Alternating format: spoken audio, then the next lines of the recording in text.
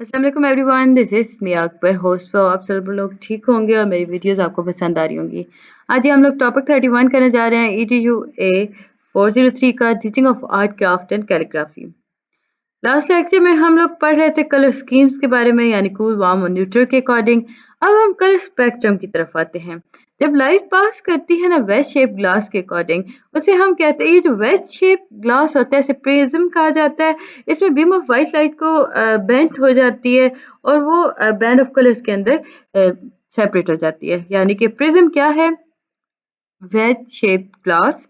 और अगर हम कलर स्पेक्ट्रम की बात करते हैं, ये इस प्रिज्म के ऊपर जब लाइट पास करती है तो वो क्या होता है कि जो बीम ऑफ वाइट लाइट है वो बेंट हो जाती है और वो बैंड से सेपरेट हो जाती है, बैंड ऑफ कलर से, जिसे हम कलर स्पेक्ट्रम कहते हैं। कलर स्पेक्ट्रम जो होता है वो हमेशा अपीयर होता है सेम ऑर्डर के अंदर: red, orange, yellow, green, blue and violet. जैसे कि रेनबो हो गया, कि नेचुरल एग्जांपल है जी स्पेक्ट्रम की। यानी कि जब लाइट पास होती है तो वो मुख्तलिफ कलर्स के अंदर बेंड कर जाती है। लाइक उसमें व्हाइट कलर निकलता है तो मुख्तलिफ कलर्स के तौर पे आपके सामने आती है।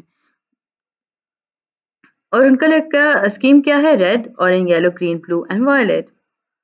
Topic 32, element, value and texture. अब सबसे पहले हम देखते हैं कि वैल्यू क्या है।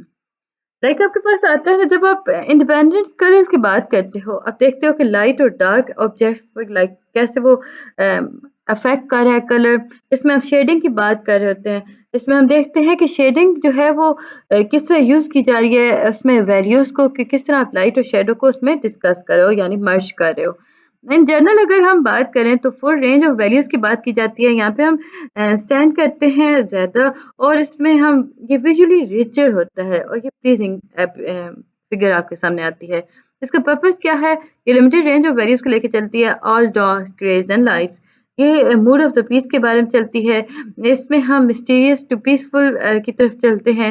लाइक हम डायग्राम जब क्रिएट कर रहे होते हैं या आर्टिस्ट जब डायग्राम क्रिएट कर रहे होते हैं वो उनके अकॉर्डिंग चल रहे होते हैं। कहीं कहीं वो बहुत बोल्ड हो जाएंगे, कहीं कहीं वो डार्क वैल्यूज़ को लेके आएंगे, कोई ग्रे उसमें कलर नहीं होगा, मिडल टोन्स नहीं होंगी।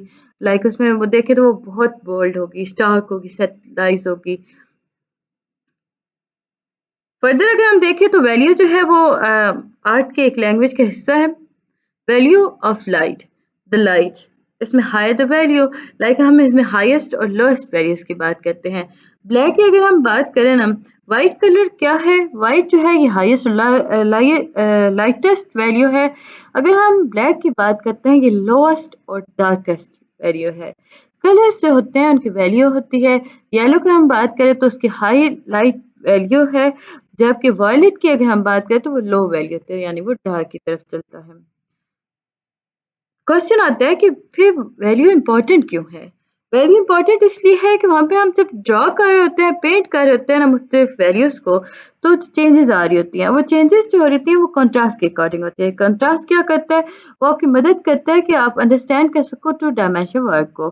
लाइक इसमें एग्जांपल अगर देखें कि वहाँ पे अगर वैल्यू मौजूद नहीं है, वैल्यू कंट्रास्ट नहीं है किसी भी वर्ड के अंदर या पेजेस के ऊपर देखा जाए, तो उसके बैकग्राउंड पे नहीं है, तो मुश्किल हो जाएगा ना उस चीज़ को पढ़ना। वैल्यू कंट्रास्ट जो होता है वो क्रिएट करता है इंटरेस्ट आर्ट वर्क के अंदर। हमारी आंखें जो होती हैं वो हाई कंट्रास्ट की तरफ ज़्यादा मूव करती हैं। वैल्यू स्केल जो होते हैं ये ऐसे चार्ट्स होते हैं जो डेमोंस्ट्रेट करते हैं चेंजिंग वैल्यूज ऑफ टोन को। टिपिकल वैल्यू जो होती है उसका स्केल जो होगा वो इंक्रीमेंटल स्टेप्स की तरफ जाएगा। लाइक हम डार्क से लाइटर और वाइस वर्सा की तरफ जाएंगे। स्केल्स के अंदर हम कॉन्टिन्यूस ग्रेडियंट को लेके आते हैं, लाइक ग्रेडियंट ऑफ टोन्स को लेके चला जाता है। देखिए इस तरह, लाइक डार्क से होते तो लाइट, डार्कर डार्कर होते होते लाइटर लाइटर लाइटर और बिल्कुल खत्म, वाइट कलर तक आ गए। टेक्स्ट, जो टेक्टाइल सेंसेशंस होती हैं ना या फील ऑफ सरफेस होती हैं, इसमें हम देखें तो वो अपीयर होती हैं ताकि आपको फील करवाया जा सके। इसमें रफ, स्मूथ, स्पाइकी हो गया। टेक्सचर जो होता है बेसिकली एक ऐसा सरफेस है जिसके ऊपर आप वर्क ऑफ आर्ट को क्रिएट करते हो। हम टेक्सचर कहते हैं कि एक ऐसी चीज़ आपने क्रिएट की जिसे आप फील कर सकते हो, देख सकते हो। एवरीथिंग जो होती है, मतलब everything has some type of texture. जब हम डिस्क्राइब करते हैं ना रफ, स्मूथ और सिल्की, शाइनी, फजी चीज़ों को, तो आप देखते हो कि वो अपीयर होती हैं, उनमें रियल और एक्चुअल टेक्सचर पाया जाता है। कभी-कभी होता क्या है कि कुछ चीज़ें जो होती हैं वो रफ होती हैं लेकिन वो एक्चुअली स्मूथ होती हैं, उनका टेक्सचर इस तरह बनाया जाता है। अब जो टेक्सचर होते हैं जो क्रिएट किया जाता है, लाइक इसमें something it is not, look like something it is not, like हम इसमें अगर बात करते हैं एक ऐसी चीज़ टेक्सचर क्रिएट करके जो असल में है नहीं, तो वो आपके पास आएगा विजुअल इम्प्लाइड टेक्सचर के अंदर। टेक्सचर के अंदर हम वर्क आर्ट देखते हैं, इसमें हम विजुअल इंटरेस्ट और फोकल पॉइंट्स को कंपोजिशन को क्रिएट कर रहे होते हैं, इसमें हम क्रिएट कर रहे होते हैं कॉन्ट्रास्ट को डिज़ाइन के अंदर, डिज़ाइन कंपोजिशन के अंदर, इसमें हम विजुअली बैलेंस कर रहे होते हैं, डिज़ाइन कर रहे होते हैं कंपोजिशन को। रियल टेक्सचर, विजुअल टेक्सचर जो है वो रियल टेक्सचर होता है। रियल टेक्सचर जो होता है वो कभी भी रिप्रेजेंट नहीं यहाँ पे किया जाए, लाइक इसमें हम कंप्यूटर स्क्रीन पे उसे रिप्रेजेंट नहीं कर सकते। इसमें इसके लिए हमें हाईएस्ट क्वालिटी फोटोग्राफी की जरूरत होती है। अब देखेंगे आपके पास एक आया विजुअल इम्प्लाइड टेक्सचर की डायग्राम। विजुअल इम्प्लाइड टेक्सचर जो होता है वो सिमुलेटेड होता है, इन्वेंटेड होता है। सिमुलेटेड टेक्सचर जो होता है एक ऐसा टाइप है जिसके अंदर आप क्रिएट करते हो look like something it is not. अगर हम ड्रा करें पेंट करें एक कैट को, तो हम उसके फर को बनाएंगे लाइक वो रियल फर है। इन्वर्ट टेक्सचर वो टेक्सचर होता है जो कि रफ स्मूथ और आपको फील कराता है कि वो प्योरली इसी आर्टिस्ट ने बनाया और आपके लिए बनाया गया था, तो इसे हम रियल टेक्सचर कहते हैं। हाउ यू परसीव टेक्सचर, आप परसीव कैसे करोगे टेक्सचर को, आप दो सेंसेस का यूज करते हो टच और विजन। इन्फिनिट जो होते हैं वो एनवायरनमेंट को टच करते हैं, लाइक उसमें ऑब्जेक्ट्स को टच कर रहे होते हैं, अपने मुंह के अंदर डाल के वो उस टेक्सचर को महसूस कर रहे हैं। टोडलर जो होते हैं वो ऑब्जेक्ट्स जब अट्रैक्ट होते हैं, जब उन्हें रीच करते हैं, जब आप लुक करते हो सरफेस को, तो आप गेस करते हो टेक्सचर को, लाइक आप उसमें टेक्सचर फीस की बात करते हो। आपकी आईज आपको बता रही होती हैं लाइक इसमें कि आपने क्या टच करना है, कैसे जाना है। जब आप एक्चुअली टच करते हो ना किसी चीज़ को, आप डिटरमिन कर रहे होते हो उसका टेक्सचर, आप एक्सपीरियंस कर रहे होते हो टेक्सटाइल टेक्सचर्स को। टेक्सचर्स जो कि फील हो रहा है, टेक्टाइल टेक्सचर क्या है, वो टेक्सचर जो फील किए जा सके, जिन्हें आप टच कर सकते हो। अब हम फोटोग्राफी का टेक्सचर की बात करें तो वेलवेट आ गया, लेदर आ गया, कंक्रीट आ गया, आइस हो गई। ये ऐसे हैं जिन पे आप पैटर्न्स को देखते हो, लाइट और डार्क पैटर्न्स मूव कर रहे होते हैं। दो काइंड ऑफ विजुअल टेक्सचर होते हैं जी, सिमुलेटेड और इन्वेंटेड। सिमुलेटेड टेक्सचर जो होता है वो इमिटेट करता है रियल टेक्सचर को। प्लास्टिक टेबल टॉप्स हो गए, ये लाइक लुक लाइक करते हैं वुड की तरह। विनाइल फ्लोरिंग हो गई, लाइक इसमें हम देखें तो सेरेमिक टाइल्स और स्टोन्स की तरह लग रहे होते हैं, लाइक हम रियल के बहुत नज़दीक नज़दीक होते हैं। इन्वेंटेड टेक्सचर जो होता है वो टू डायमेंशन पैटर्न्स को क्रिएट करके अपीयर किया जाता है। आप इसमें रेपिटेशन ऑफ लाइंस और शेप कर रहे होते हो। ये पैटर्न्स जो होते हैं वो रिप्रेजेंट नहीं करते इस रियल सरफेस क्वालिटीज को। सो बट ये जो पैटर्न्स होते हैं ये लाइट और डार्कर्स सजेस्ट करते हैं रियल टेक्सचर के अंदर। फिर है जी topic 34, the principle of art. जब आप लर्न करते हो ना, रिकग्नाइज करते हो एलिमेंट्स को, तो आपने देखा कि जो एलिमेंट्स हैं वो ऑर्गेनाइज मुख्तलिफ अफेयर्स के तौर पे हो रहे होते हैं, यानी कुछ तरह ऑर्गेनाइज किए जाते हैं कि वो क्रिएट कर सके डिफरेंट अफेयर्स को। जब आप लर्न करते हो किसी भी लैंग्वेज को, उसमें आप ग्रामर्स की तरफ जाते हो, आप ऑर्गेनाइज करते हो वर्ड्स को ताकि सेंटेंस को क्रिएट कर सको। विजुअल इमेज जो होते हैं आर्ट्स ऑर्गेनाइज किए जाते हैं, लाइक उसमें हम रूल्स के अकॉर्डिंग चला जाता है। रूल्स वो होते हैं जो गवर्नेंस करते हैं आर्टिस्ट को कि वो किस तरह एलिमेंट्स को ऑर्गेनाइज कर सके, और इन रूल्स को हम कहते हैं कि प्रिंसिपल हैं आर्ट के। इसमें हम आर्टिस्ट की हेल्प कर देते हैं, वो ऑर्गेनाइज कर देते हैं एलिमेंट्स को स्पेसिफिक इफेक्ट्स के तौर पर। लाइक हम इसमें बात करें तो बैलेंस हो गया, प्रोपोर्शंस हो गए, एम्फेसिस हो गया, मूवमेंट हो गया, पैटर्न्स हो गए, रिदम हो गया, वैरायटी, हार्मनी, यूनिटी, ये सारे के सारे प्रिंसिपल यूज हो रहे होते हैं। और ये फर्दर आपको बताती जाऊंगी मैं। प्रिंसिपल बैलेंस, टॉपिक 35, इसमें आप डिस्ट्रीब्यूट कर रहे होते हो इंटरेस्ट को। इसमें आप विजुअल वेट्स को देख रहे होते हो, अभी अटेंशन सिस्टमैटिक है, सिस्टमैटिक और रेडियस चल रहे होते हो, बैलेंस कर रहे होते हो, कॉन्सेप्ट ऑफ विजुअल इक्विलिब्रियम को आप रिलेट कर रहे होते हो, फिजिकल सेंस ऑफ बैलेंस को। इसमें रिकंसिलेशन हो रही होती हैं अपोजिंग फोर्सेस की। बैलेंस जो होता है वो 3 डायमेंशनल ऑब्जेक्ट्स के अकॉर्डिंग हो रहा है, वो इजीली अंडरस्टैंड हो जाता है। अगर बैलेंस जो है वो अचीव नहीं हुआ तो ऑब्जेक्ट स्टेप्स जो होती हैं वो आपको समझ नहीं सकते होते हो। लाइक अंडरस्टैंड करना बैलेंस के लिए 2 डायमेंशनल कंपोजिशन के अकॉर्डिंग चला जाता है। अगर नहीं है तो बहुत प्रॉब्लम क्रिएट हो जाता है, आपको समझ नहीं आ रहा था बना क्या है।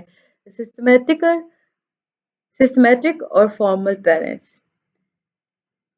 जब आप डुप्लीकेट करते हो ना एक चीज को दूसरे के अंदर, तो ये जो टाइप होती है ना पैटर्न की, इसे हम कहते हैं ये फॉर्मल बैलेंस है। सिमेट्रिकल बैलेंस जो होता है ये बेसिकली डिस्क्राइब करता है इक्वल वेट को, इक्वल साइज को। इसमें हम फर्कम की अगर प्लेस की बात करते हैं तो आपके सामने आएगा फॉर्मल बैलेंस से होगा, लाइक इसमें एलिमेंट्स को इस तरह अरेंज किया जाएगा कि वो इक्वली हर साइड पे सेंट्रल एक्सिस लेके चलें, जिसके नतीजे में बायलैटरल सिमेट्री आपके सामने आ जाती है। ये हॉरिजॉन्टल और वर्टिकल होता है। इसमें अगर हम बात करें तो इसमें फॉर्म ऑफ बैलेंस को अरेंज और रीअरेंज किया जा रहा होता है। एसिमेट्रिक बैलेंस की अगर हम बात करते हैं तो ये ऐसी टाइप है जिसके अंदर आप क्रिएट करते हो अनलाइक थिंग्स को, यानी कि लार्जेस्ट स्मॉलर रेगुलर शेप्स को। एसिमेट्रिक बैलेंस जो होता है इसे हम इनफॉर्मल बैलेंस भी कहते हैं। बहुत कम्प्लेक्स और डिफिकल्ट होता है। इसके अंदर प्लेसमेंट ऑफ ऑब्जेक्ट्स हो रही होती है इस तरह कि आप ऑब्जेक्ट्स को अलाउ करते हो को विजुअली वेट के अकॉर्डिंग वेरी कर सके।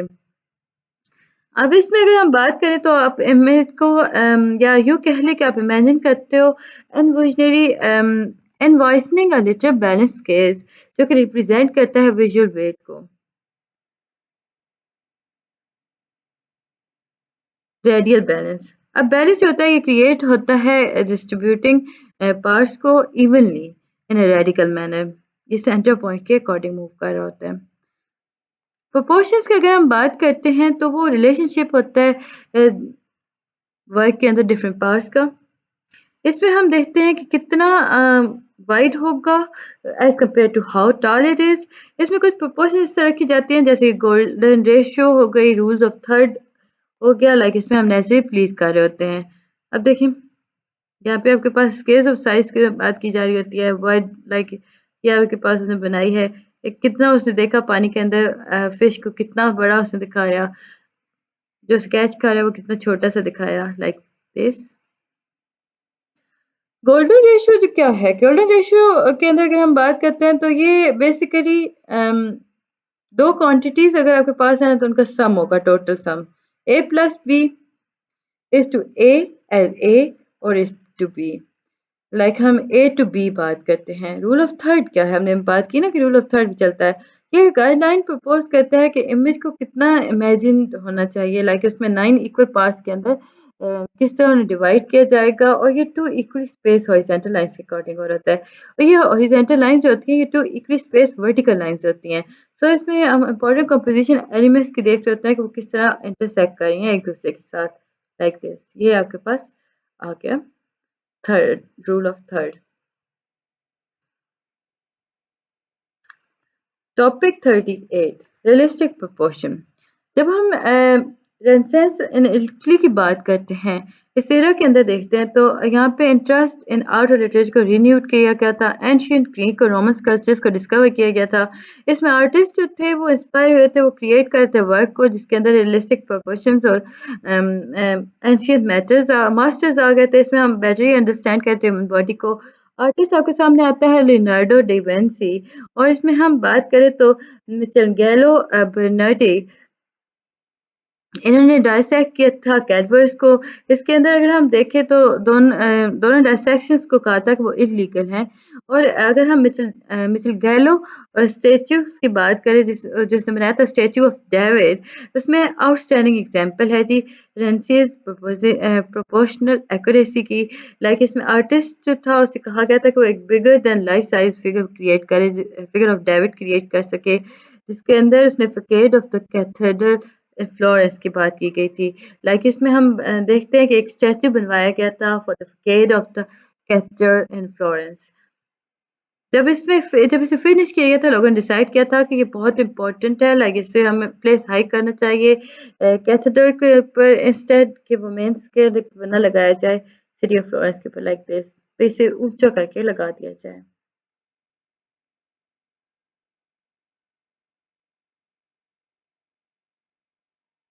Topic 39 principle emphasize. इसमें हम देखें तो एम्फेसाइज कर रहा है जी मेन एरियाज के अकॉर्डिंग, जैसे फोकल पॉइंट हो गया, डोमिनेंट हो गया, सब डोमिनेंट हो गया, सबऑर्डिनेट हो गया।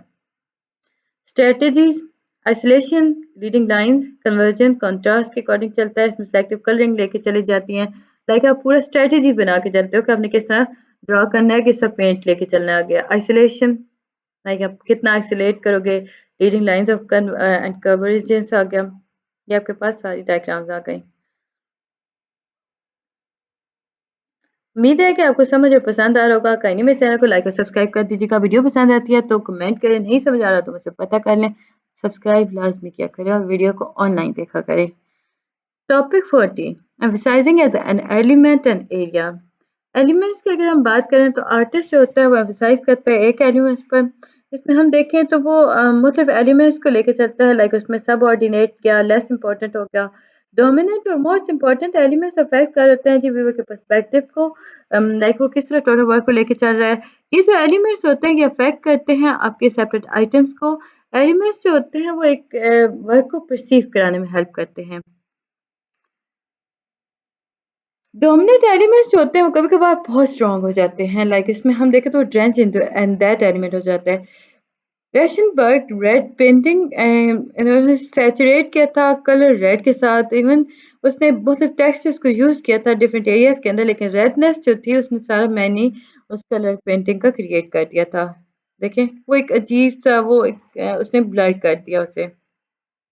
एम्फसाइजिंग ऑन एरिया समटाइम अगर स्पेसिफाइंग स्पेसिफिक एरिया की हम बात करते हैं तो वर्क के ऑफ आर्ट के अंदर वो काफ़ी एम्फसाइज करता है और इस एरिया को हम कहते हैं फोकल पॉइंट। ये फर्स्ट पार्ट होता है जो अट्रैक्ट करता है टेंशन व्यूअर्स की। ये एरिया जो होता है सब ऑर्डिनेट होता है फोकल पॉइंट्स के अंदर। बर्ग्स आ गया उसने यूज़ किया था मुझसे वैल्यू स्पॉटलाइट के अंदर जिसे एम्फसाइज किया था इम्पोर्टेंट एरिया के अंदर। लाइक हम इसमें उसने पेंटिंग दी थी एथल पेज की like this. Topic 41 principle movement. Visual movement जो है ये बेसिकली प्रिंसिपल ऑफ आर्ट है। इससे आप क्रिएट करते हो, फील करवाते हो एक्शंस को, आप व्यूअर्स के आइज को गाइड करते हो कि उसने किस तरह वर्क के ऊपर जाना है। फिगर के अंदर अगर हम बात करें तो आर्टिस्ट जो होता है वो यूज़ करता है विजुअल मूवमेंट को कि वो बता सके स्टोरी क्या थी। ज़ियोंग ने अरेंज किया था फिगर्स को और ऑब्जेक्ट्स को लाइक अपने आर्ट के अंदर। उसमें उसने विजुअल रिदम्स को क्रिएट किया था ताकि सेंस ऑफ मूवमेंट आ सके। जो मेन बीट थी ना वो ज़ियोंग फैमिली थी। इसमें हमने फिगर्स को अंदर हम देखें ना तो इसमें अपीयरेंस टू द नेक्स्ट के अकॉर्डिंग किया लाइक दिस। एक ग्रुप ऑफ आर्टिस्ट ने ट्राई किया था कि वो ज़्यादा कंट्रोल कर सके ना, लाइक हम व्यूअर्स की लुक को कंट्रोल कर सके, तो इस ग्रुप को कहा गया था कि ये फ्यूचरिस्ट है। लाइक इसने रिदम्स को कैप्चर किया था इस आइडिया के तौर पे कि वो मूवमेंट दिखा सके इटसेल्फ। लाइक इसमें फ्यूचरिस्ट जो थे वो वर्ड को डायनामिज्म की तरफ पे लेके जाया करते थे। इसमें फोर्स ऑफ मूवमेंट को दिखाया गया था। उनका मानना था कि कोई चीज़ सॉलिड नहीं होती, स्टेबल नहीं होती, और जो आर्ट होता है उसमें डायनामिज्म होती हैं। इनके आर्ट वर्क के अंदर हम देखें तो डायनामिक मूवमेंट जो होती है वो क्रिएट की जाती है स्लांटिंग और ओवरलैपिंग शेप्स के अकॉर्डिंग।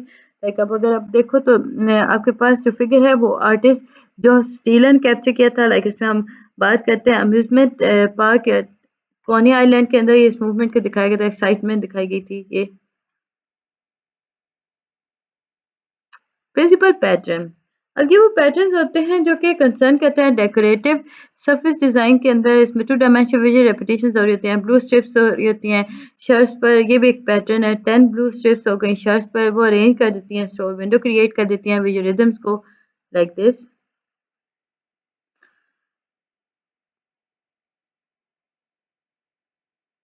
ओके, स्कल्पचर और आर्किटेक्चर के अंदर थ्री डायमेंशनल मोटिव्स जो होते हैं उन्हें हम कहते हैं ये मॉड्यूल्स हैं। मॉड्यूल फर्नीचर के अंदर कंपोज किया जाता है। लाइक इसमें हम मैचिंग यूनिट्स को लेके जाते हैं। पैटर्न ऑफ लाइंस होती हैं डेकोरेट करती हैं फैब्रिक और वॉलपेपर को लाइक दिस। ये आपके पास इसकी एग्जांपल थी। 43 प्रिंसिपल रिदम्स। अब देखो रिपीट जब आप करते हो ना आर्ट एलिमेंट्स को रेगुलर और साइक्लिक फैशंस के अंदर तो आप क्या कर रहे हो, आप क्रिएट कर रहे हो इंट्रास्ट मूवमेंट को, हार्मनी को। और ये जो इंट्रास्ट मूवमेंट हार्मनी और यूनिटी होती है इसे हम कहते हैं रिदम। रिदम्स होते हैं रैंडम भी हो सकते हैं, रेगुलर भी हो सकते हैं, अल्टरनेटिव फ्लोटिंग और प्रोग्रेसिव भी होते हैं। मोटिव्स, मोटिव्स के अंदर हम बात करें तो आप यूनिट ऑफ पैटर्न्स की तरफ चलते हो। टाइप ऑफ पैटर्न्स और रिदम देखें आपके पास ये आ गया। रैंडम रिदम, इसमें आप सिमिलर मोटिव्स को इसमें कोई रेगुलरिटी नहीं होती। आप ग्रुपिंग कर तो रहे होते हो पर इसमें रेगुलरिटी नहीं होती। रेगुलर रिदम और अल्टरनेटिव रिदम, ये फ्लोइंग रिदम होते हैं। फ्लोइंग रिदम जो होते हैं वो क्रिएट किए जाते हैं राइजिंग और फॉलिंग एलिमेंट्स को according like this. Progressive rhythm क्या है कि प्रोग्रेसिव रिदम जो होते हैं हर टाइम मोटिव को रिपीट कर रहे होते हैं ताकि वो चेंज कर सके लेटेस्ट सीक्वेंस को। प्रिंसिपल कॉन्ट्रास्ट, कॉन्ट्रास्ट जो है वो डिफरेंस के अकॉर्डिंग चलता है। लाइक इसमें टू इंस्टेंस आ जाते हैं एलिमेंट्स के अकॉर्डिंग, ये अपोजिंग क्वालिटीज को लेके चलता है। ब्लैक और वाइट हो गया, ये कॉन्ट्रास्टिंग वैल्यूज हो गई, यानी हम इसमें कॉन्ट्रास्ट के अकॉर्डिंग चलते हैं। कॉन्ट्रास्ट बेसिकली ऑपोजिट चीज को कहा जाता है। ये जक्सटापोजिशन होती है जिसके अंदर आप अपोजिंग एलिमेंट्स को लेके चलते हो, लाइक ऑपोजिट कलर्स को लेके चलते हो, रेड ग्रीन ब्लू ऑरेंज। इसका कॉन्ट्रास्ट टोन होगा लाइट डार्क। कॉन्ट्रास्ट जो होती है ये डायरेक्शनल, हॉरिजेंटल और वर्टिकल होती है। इंपॉर्टेंट कॉन्ट्रास्ट की अगर हम बात करें तो डार्कर लाइटर टोन डिस्टेंस को देखा जाता है। हाई कॉन्ट्रास्ट वाइब्रेंट के लाइटर डार्कर टोन डिस्टेंस के अंदर देखें, अब ये डार्कर था और आसपास सारा लाइटर था और उसमें टोन और डिस्टेंस को दिखाया गया था। देखें हाई कॉन्ट्रास्ट और vibrant like this, low contrast और माइल्ड। Topic 46 principle variety. अब वैरायटी को अगर देखा जाए तो variety basically principle of art है जिसके अंदर आप आर्ट वर्क के अंदर इंटरेस्ट क्रिएट करते हो, ऐड करते हो। इसमें आप एक्सरसाइज करते हो प्रिंसिपल ऑफ आर्ट्स को जिसके अंदर एनहांस करते हो वैरायटीज को जिसके थ्रू आप मुख्तलिफ एरियाज को क्रिएट करते हो जो व्यूअर्स के अटेंशन को ड्रॉ करता है। लाइक वो क्रिएट कर होता है, आई कैचिंग हो गया, डोमिनेंट एरियाज बना दिए जाते हैं, फोकल पॉइंट के अकॉर्डिंग हो रहा है। जैसे आप उस चीज़ को देखते हो आप सबसे पहले अट्रैक्ट होते हो फोकल पॉइंट के ऊपर, देन आप लेस डोमिनेंट और सबऑर्डिनेट एरियाज की तरफ चलते हो। वैरायटी और हार्मनी जो कम्प्लीमेंट करता है एक दूसरे को, जिस तरह के उसमें पॉजिटिव और नेगेटिव स्पेसेस होती हैं वो कम्प्लीमेंट कर रही होती हैं। लोग मुख्तलिफ लाइक अपनी लाइफ के अंदर डिफरेंट वेराइटीज़ को लेके चलते हैं। उनका जो इमेजिन होता है ना, लाइक वो बोरिंग फील कर देता है अगर डेली रूटीन जो है वो एग्जैक्टली सेम एवरीडे हो। Topic 47 and 48 harmony. Harmonies elements जो होते हैं वो लॉजिकल रिलेशनशिप्स को लेके चलते हैं। इसमें हम प्रोग्रेशंस की बात करते हैं, इसमें हम कम्प्लीमेंट की बात करें तो हार्मनी के अंदर हम पेंट करते हैं, विजुअली सेटिस्फाई अफेयर्स को क्रिएट करते हैं। यूनिटी जो है वो क्रिएट होता है हार्मनीज को यूज करते हुए। इसमें आप सिमिलरिटी और रेपिटेशन को लेके चलते हो, कॉन्टिन्यूंस की तरफ चलते हो। इसमें आप डायरेक्शंस की तरफ जाते हो, हॉरिजेंटल लाइंस हो गई, सॉफ्ट टेक्सचर हो गया, लेस टोन और कंट्रास्ट हो गया। फिर जी फर्दर अगर हम देखें कॉन्टिन्यूंस के, तो इसमें आपके पास ये एक ऐसा आर्ट है जो इसके पास डायरेक्शन होती है, लाइन होता है, एज होता है, स्पाइरल होता है और ये पर्सपेक्टिव के अकॉर्डिंग चलती हैं।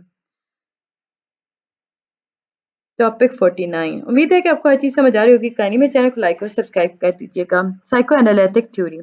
सिगमंड फ्रॉइड जो है वो सिगमंड स्कॉल ऑफ फ्रॉइड उनका उनका नाम था, वो ऑस्ट्रेलियन न्यूरोलॉजिस्ट थे। सिगमंड फ्रॉइड बहुत मशहूर है। इसमें हम देखें तो उन्होंने साइको एनालिसिस के डिसिप्लिन के बारे में बात की थी। फ्रॉइड जो था ये न्यूरोलॉजी का रिसर्चर था। इस cerebral palsy aphasia, microscopic neuro anatomy. Sigmund ने इसने बारे में इसने काफ़ी रिसर्च की थी। सिगमंड फ्रॉइड जो है ये फाउंडर है जी साइको एनालिसिस का। ये इस थ्योरी के अंदर उसने रेफर किया था रेफर किया था एज द आइसबर्ग थ्योरी, जिसके अंदर उसने स्प्लिट किया था ह्यूमंस को इनटू 3 लेवल ऑफ कॉन्शियसनेस। उसने कहा था कि ह्यूमंस के जो हैं वो अनकॉन्शियस, प्री कॉन्शियस और कॉन्शियस लेवल्स होते हैं उनके माइंड के। उसकी थ्योरी के अकॉर्डिंग अनकॉन्शियस माइंड जो होता है वो लार्जेस्ट पार्ट होता है जिसके अंदर हिडन और रिप्रेस्ड पार्ट्स पाए जाते हैं।